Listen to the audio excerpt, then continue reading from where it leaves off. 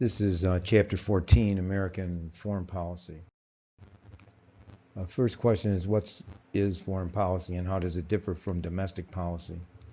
Well, foreign policy is conventionally defined as a means by which a nation state advances and protects its interest in the world. So what does that mean? That means it's essentially anything a country does to protect itself in relationship to other countries. At least that's the way foreign policy has been defined in the past. Nowadays, combatants are non-state entities like ISIS and Al-Qaeda and organizations that are not really a country. So that changes it to some degree. But in the past, it's always been defined as the relationship of one country to all the other countries. Since the United States is a major power, we have relationships of one kind or another with just about every country in the world. So it's those relationships, those kinds of things that a country does to protect itself in terms of its interest in the world.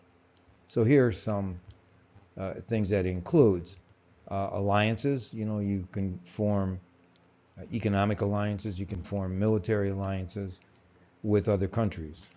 For example, the United States and Britain have stood together in the most recent wars that we've been engaged in. The Brits have backed us up. In some cases, like the war in Iraq, there was very few people, or I should say countries, interested in joining us in the alliance. But the Brits have always been there. So that's the kind of thing we do. We form an agreement with other countries, essentially that will aid them when they have conflicts, and they'll aid us. The second thing is trade relationships. The United States, in an effort to build up its own economy, has developed trade relationships with just about everybody, including our so-called enemies like the Chinese, where almost everything that we buy in the United States is made.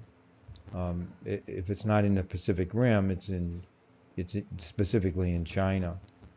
Anyway, trade relationships and trying to build up our economy, which is a major goal, we'll talk about goals in a minute, is to establish some kind of favorable trade agreements with other countries. Negotiating treaties, usually that's done after wars specifically, but it can be done for any kind of other situation, like trying to end climate change, would be based on a treaty, or a treaty with a country that might be an enemy like Iran, where we trying to, President Obama developed a treaty with them to try and end their efforts to get a nuclear weapon.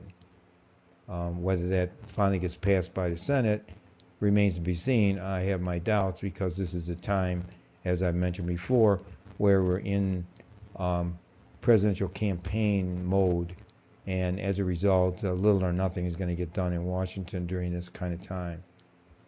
But anyway, negotiating treaties is a major component of foreign policy.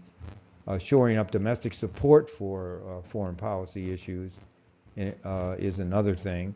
The president and presidential team, essentially the White House, spends a lot of time working on developing support for its programs. Something like I just mentioned, where President Obama is trying to get support for his treaty with Iran, is something that's difficult to achieve, and probably isn't going to happen, but he spends a lot of time doing it. Number 5 is to bargain with international organizations, trying to get essentially the major organization is the UN in terms of what's going on in the world today. Crafting military doctrines. President, again, mostly this is done by the president, because foreign policy is really conducted by the president, is crafting a military doctrine that is, what is our general policy going to be? Like during the Cold War, it was to stop communism, limit the Russians, in terms of our belief that they were trying to take over the world.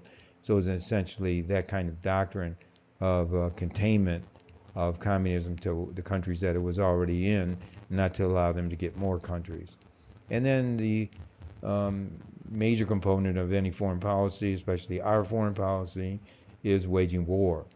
Who are we going to go to war with? So how does foreign policy and domestic policy differ? That's part of the question. They're radically different, and I listed five reasons or five differences here. Congress and the President on the domestic side, Congress and the President make domestic policy with plenty of input from interest groups, media, and the public.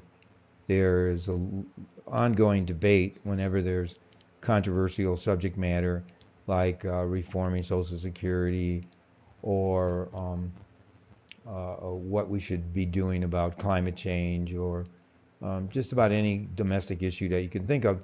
There's a major controversy, major input coming from interest groups, the media, and the public, as well as the President and Congress.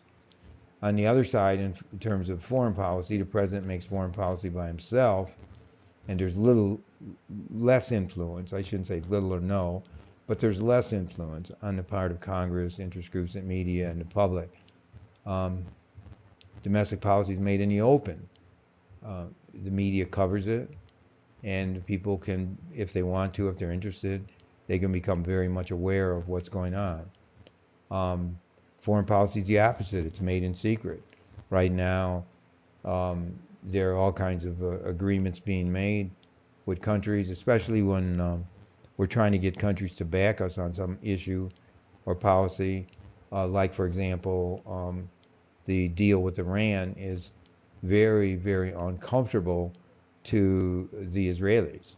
So what we do is we make some kind of secret agreement with the Israelis, maybe probably to give them, I'm just speculating here, but to give them more weapons in case they're threatened by Iraq.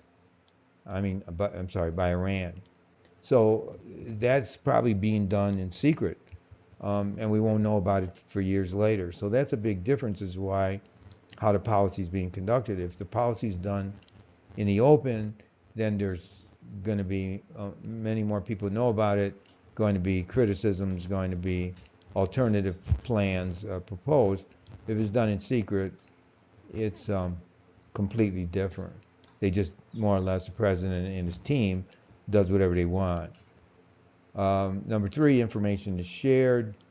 That is, Congress and even the bureaucracy gets the information.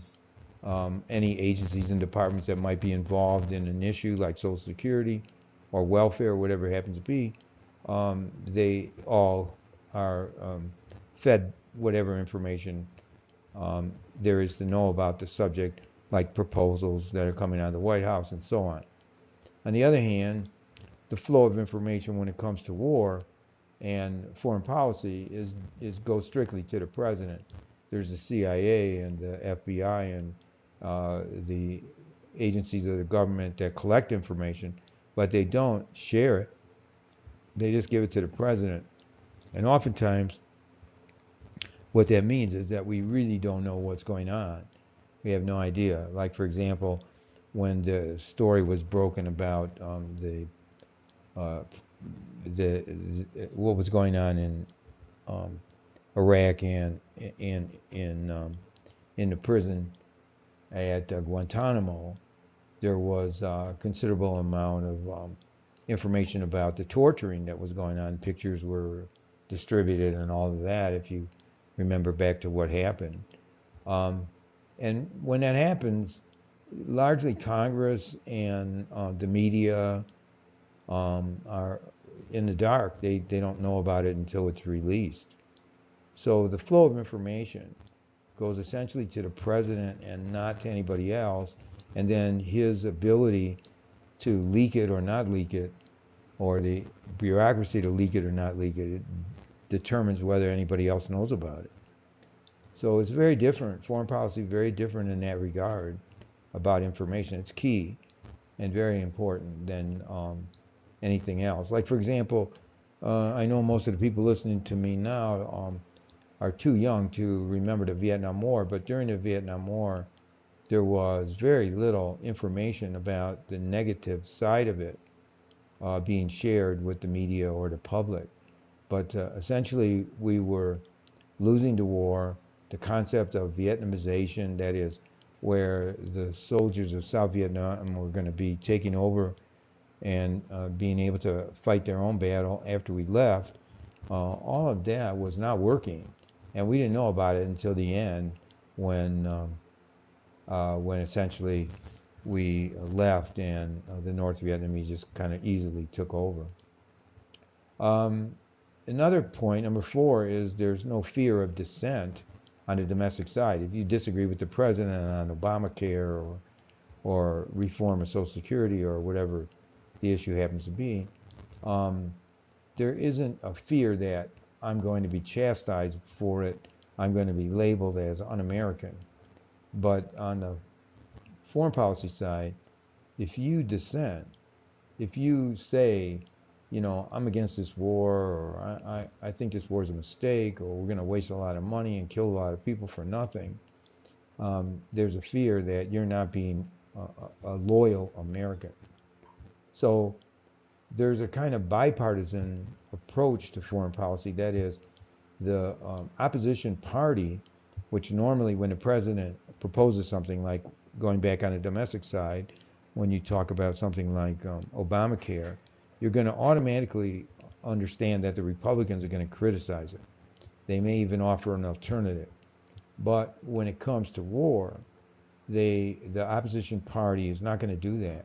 The opposition party is going to present a bipartisan approach. That is, they're not going to criticize, they're not going to be in the dissenters, not until much later. So when the process begins and the war starts, and oftentimes for a long period of time, the opposition party keeps their mouth shut. They just, there's a kind of refusal to criticize the president. And that's kind of in our history. And it's too bad because it's gotten us in a lot of trouble, especially in recent years. Okay, and so the last point is kind of what I've just been saying, is that there's been a long history of partisanship and opposition on the domestic side, and a long history of presidential dominance and few checks and balances and bipartisanship in wartime. So the next question, number 2, is what are the goals of U.S. foreign policy? Now there's 4 listed here. One is national security. That's the basic one. That is, in the past, it's always been protect your borders.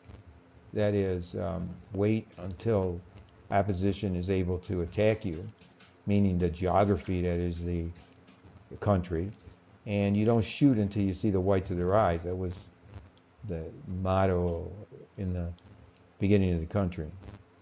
But nowadays, national security is very loosely defined. It isn't geography anymore.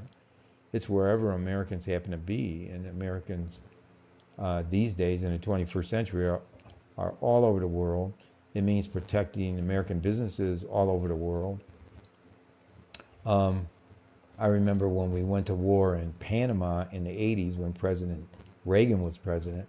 We were going there because supposedly American citizens were being held against their will in a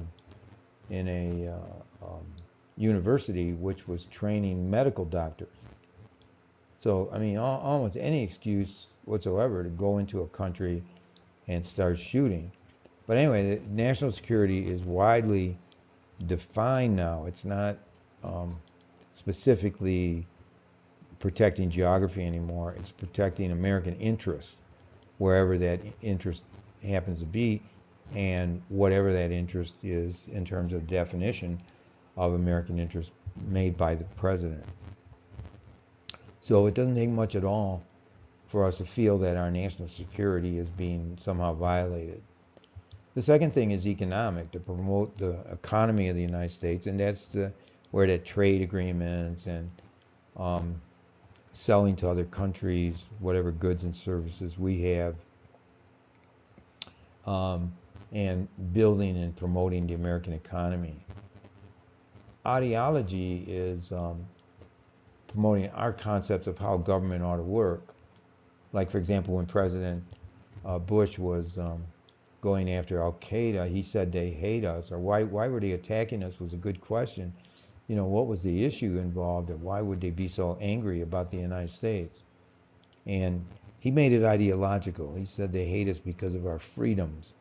They hate us because we're democratic, that sort of thing, which is completely overlooked the real reasons, which I won't go into here. But essentially, ideology is like we're promoting a democracy in the world, we're promoting individual rights, all the kind of things that supposedly we stand for in our culture. And then humanitarian goals are to help people who are in trouble. Like we see this happen all the time whenever there's this, like a natural disaster, a tsunami or something like that. The United States sends in humanitarian aid, which would be, rather than going in there to kill people, we go in there to give them food and medicine and doctors and that sort of thing. Okay, so here's some examples of military action that can take place. The U.S. builds military bases to protect friendly nations near enemy nations. So building bases around the country, we did that all during the Cold War, going to anybody and everybody who would make an agreement with us to try to stop communism, which was the goal of the United States during the Cold War. So building up military bases, and we still have most of those military bases, even though the Cold War is over. We didn't really end all that. But that's an example of what you can do. Another example is blockades, using the ships to keep an enemy nation from getting goods and services in. A classic example of that would have been during the Cuban Missile Crisis, where we put up a blockade to stop the Russian ships from bringing nuclear missiles into Cuba. Number 3 is no-fly zones, where we'll declare an area over a country as a no-fly zone and then shoot down any planes that try to fly. And another example would be overthrow a government of a hostile nation. So if there's a government we don't like, we can go in there. Usually we don't go in there and just shoot them up first. We usually go in there and attempt to have the CIA do things to undermine the existing government. And if that doesn't work, eventually we just go in and shoot them up. Okay, diplomatic action. Here's some examples. Treaties signed to reduce weapons, like the Strategic Arm Reduction Treaty, which is a classic example of the United States and the Russians deciding to reduce the number of nuclear weapons. Forbidding the sale, second one is forbidding the sale of arms to specific countries. The United States is the biggest arms dealer, and sometimes I think we go to war just to show off the new weapons. When we went to war in Iraq the first time, under the first President Bush, we were showing off the GPS systems, so we were able to navigate our way through the deserts of Iraq, even though our soldiers didn't know where they were at, because we had the GPS being used for the first time. Anyway, sanctions on, limitations on the sale of weapons. Probably the classic example of sanctions would have been the sanctions. I listed here the sanctions on Iraq, but there were sanctions against Cuba for a much longer period of time. That's a classic example. The U.S. and the United Nations called on the International Atomic Energy Commission of the UN to inspect countries unwilling to follow previously signed treaties.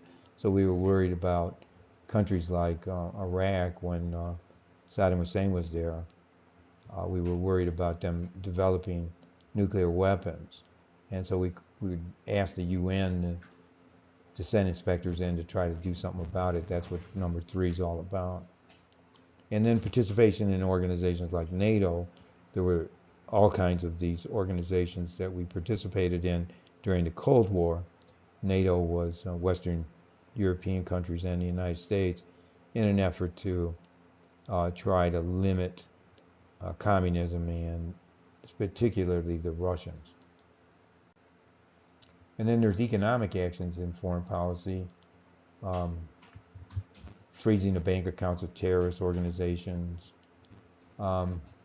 embargoes and trade sanctions that we've used against countries like Iran and North Korea and Iraq, and placing nations on the most favored nation status, which is like giving them special privilege so that they can trade with the United States. So we can like put them on a favored list or put them on an unfavored list. Those are all economic things you can do, boiling down to whether we trade with them, buy from them or not. Now that we've loosened the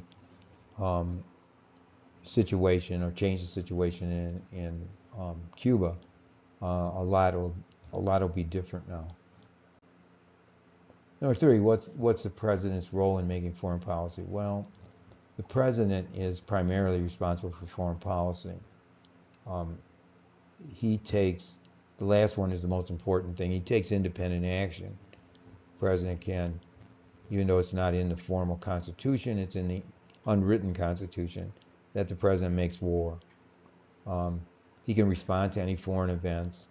So if it's, like a threat to the United States, or it's a bombing attack, or it's a terrorist attack, whatever it is, the president can respond. He can propose legislation to give himself more power, to give the presidency more power. He can negotiate with international agreements like treaties. He can also make policy statements, telling the public and the Congress what he wants to do.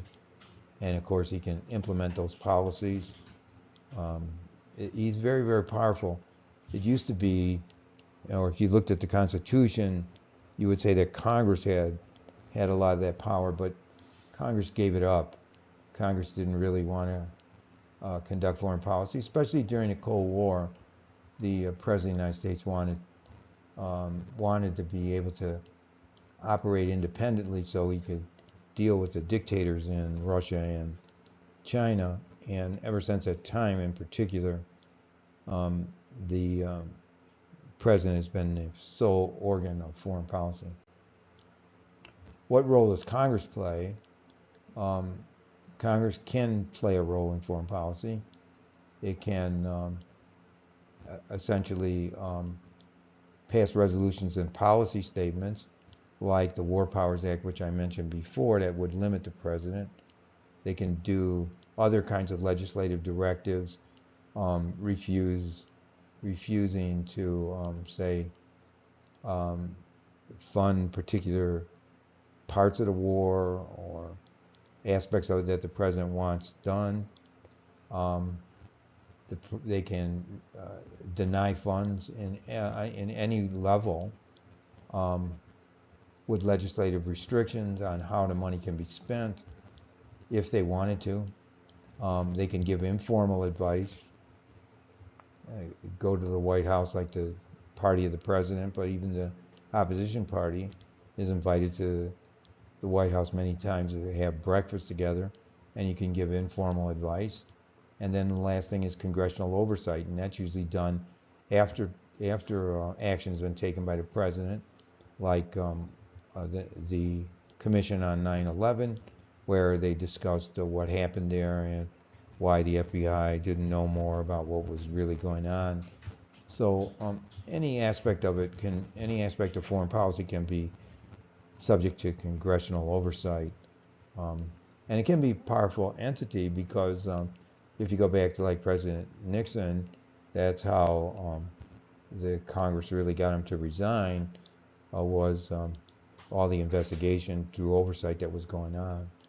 So there is a lot of power at least in a technical sense, that belong to the Congress.